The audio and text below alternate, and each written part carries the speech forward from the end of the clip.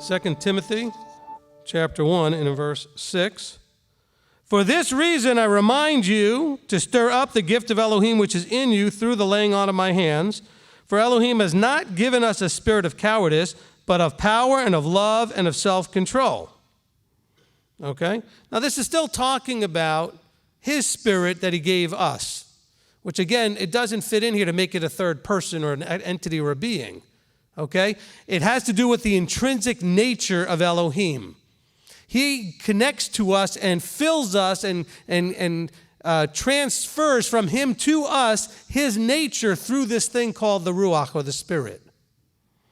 And he's saying here, I would want to remind you to stir up this gift of Elohim, which is in you through the laying on of my hands. This hit me last night going through this. This is going to mess you up a little bit. Let's talk about this laying on of hands thing. Could it really not be this whole magical thing of like putting my hands on you? Could it mean that, you know when a parent ever says to a kid, well, when I lay my hands on you, could it mean through the fact that Paul was able to lay his hands, grab a hold of these people and teach them and instruct them and get them to where they needed to be, as opposed to this ceremonial laying on of hands? Wouldn't that change the perspective just a little bit?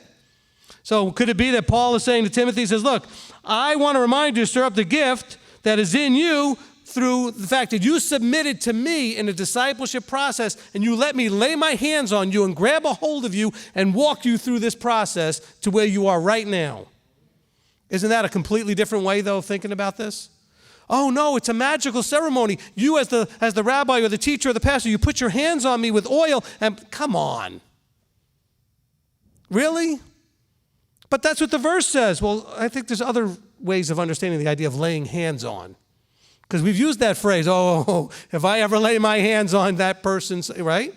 What are you going to do? You're going to grab a hold of them and set them straight, right? Well, this is a discipleship process. A person volunteers to allow the mentor to lay hands on them, to grab a hold of them and set them straight and teach them and instruct them in the way they should go.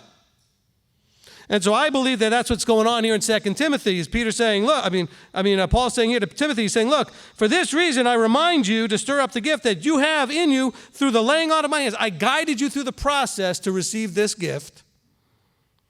And by the way, Elohim has not given us a spirit of cowardice, but of power and love and of self-control. So do not be ashamed, verse 8. In other words, go forth, consistent with what we've already read, with boldness to preach the word. Is this making sense? Does you see how it's all coming together? Let's continue in Ephesians chapter 2. Let's go back to Ephesians. Ephesians chapter 2. See, part of the problem with a lot of you people out there, and I can't blame you for this necessarily, you don't want to allow, because you've already had such a bad experience, you don't want to allow your pastor, your rabbi, your teacher, your mentor to lay hands on you. You're too afraid to do it because it's been done so badly. I know. I've been there. I've seen it. I've had it attempted to be done to me. Okay? I know what it's like when those in that leadership position want to lay hands on you, but boy, they're not trying to lead you through this process. They got their own agenda. And so this is how the enemy wins, though. Then he gets everybody to think, well, the process is wrong.